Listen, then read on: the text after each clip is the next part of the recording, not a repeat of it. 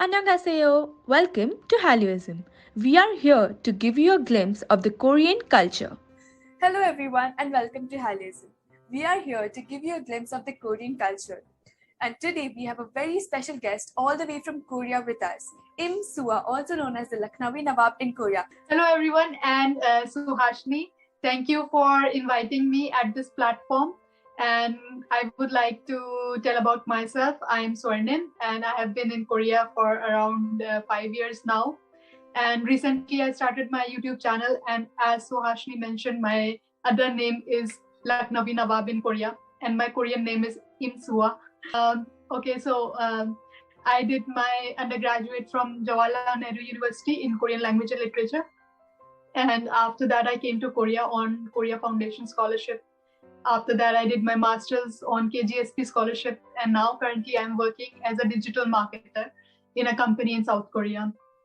What actually inspired you to learn Korean and study and work in Korea? Okay, so if you ask people these days, they will say, oh, I love BTS and K-pop and K-dramas, right? But when I started learning Korean language, it was, I think, around 2012 year. So at that time, there was no craze of K-pop, and Hallyu was just started. And my sister told me about the scope of Korean language. She told me that if you learn Korean language, you will get a very good job and you can earn more than 50,000 per month.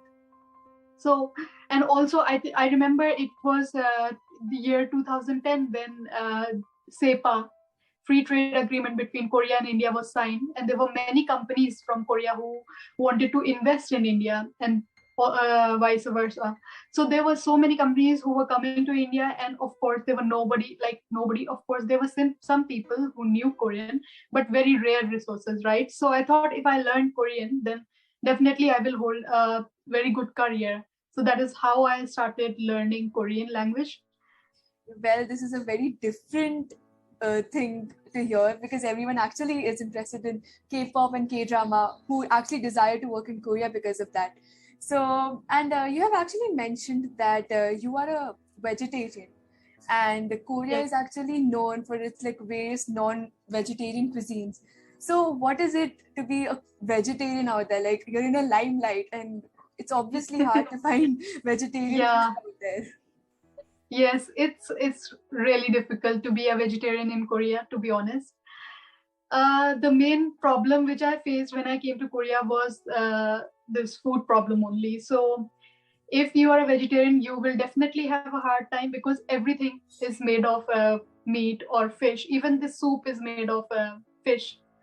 And kimchi also has some kind of fish, seafood ingredients. So it's really hard if you can, if you're a very strict vegetarian. So what I did, like I just, I accepted that I cannot survive in Korea if I don't, just compromise with what I have to eat. So I am not a very strict vegetarian because I can eat kimchi and I can eat soups. But if you are like very much very strict vegetarian, then definitely you are just left with an option to make food at home. So most of the time I make food at home only, but if I go outside in restaurants, I tell them, please remove the egg, please remove the meat, something like that. So that helps me. So I've also like made a video on this. So if you are looking for the phrases like what to say when you want to tell them to remove the meat or egg, then you can just refer to those phrases. And also, like, there's a very culture difference shock, in fact, culture shock. When you come to Korea, they will ask you, oh, you don't like, I say I'm a vegetarian, can you give me some vegetarian food? They will just they will ask you chicken or fish. Like they think that chicken or fish is a vegetarian food, or they will just give you green leaves and say this is your food. And what is your personal favorite food? Like my favorite food is, I think, like from amongst the food like option which I have, I think I love pajon. More than pajon, it's like kimchi jon. It's more or less like a pancake, and it's made of kimchi. Bhajan is one which is also kind of a pancake, but it's made of seafood, so I cannot have it, right? So it's so I would rather say I love kimchi jon. It's made of kimchi and it's more of a pancake, and it's really tasty. In Korea, there is a tradition to eat bhajan with makgeolli. I am sure you must be knowing what is makgeolli. Makgeolli is a rice wine, white colored. These days, it's also coming in various kind of flavors. So the way we eat samosa and tea in India when it rains, right? Similarly, Koreans have they have a tendency to eat bhajan and makgeolli when it rains. Wow. So I just love it. It's really tasty. Though it's not a main course, but yeah, I think you can try it when you come to Korea. For sure. So, well, it feels like you have explored a lot about the food of Korea. Well, you're surely an explorer and you've explored many places as well. So, any suggestions you would want to give our viewers? Any place that give you homely vibes? Okay. I think homely vibes, if you speak about homely vibes, that is Seoul, because I've been staying here since I came to Korea.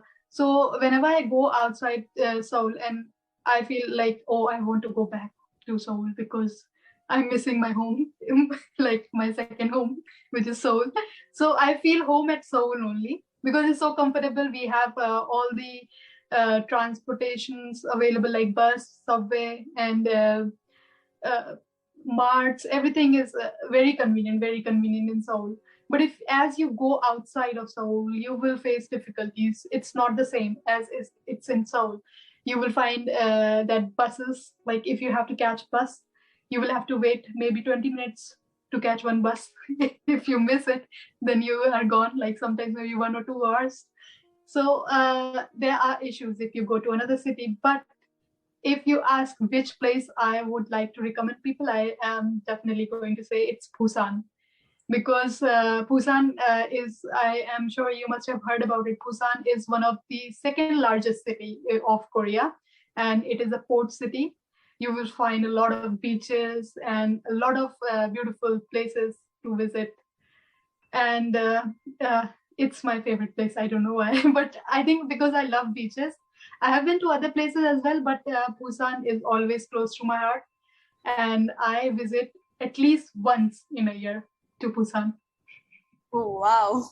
Okay, as you're coming here to traveling, what all things should a girl or anyone who's going on a solo trip should keep in mind? Anything? Okay, so I actually travel a lot, and most of my traveling plans are solo because solo is the best. I know that through my experience. And I think if you're traveling in Korea, there's nothing to worry about because Korea is a very safe place. And especially for girls, you don't have to worry. But that being said, it doesn't mean that the crime rate is 0%. It is there, but very less. So always you go, wherever you go, you have to be careful, obviously, because you don't know that place and you don't know what kind of people are living there. So the best thing is to, be self-conscious while you're traveling. Yes, just have internet in your phone because that is the most important thing. Everybody has it. It's like I don't need to mention about it because you can access the map. But if you are talking about traveling in Korea, the basic thing is to have Naver map instead of Google map because Google doesn't follow in Korea. Naver map is the best. And Naver also sometimes it's wrong, but it's better than Google. So you have to be like, if you're traveling in Korea, follow Naver map. And other than that, you need to know the times of like if you're traveling outside Seoul, then you need to check what are the timings of the bus. In Seoul, it's very convenient to travel, but if you go outside to another city, as like somewhere in Gangwon-do, then you will have to check the timing in at the bus stop. So it won't be available online, and it will only be written at the bus stop. So you will have to check that. And in case you miss it, then you will have to wait for more than like 2 hours or sometimes 3 hours. So you have to be careful about that. Yes. So yeah, it is a good place to explore, but we need a few tips. We'll surely check out your videos for that. And also, Yeah. now being away from India, like obviously you are missing India as your hometown. So, what is one thing you miss the most? Ah, I miss Indian food and my family. Food is like major missing because I think like wherever you go, even if you go to some other city away from your hometown, you will definitely miss your homemade food, right?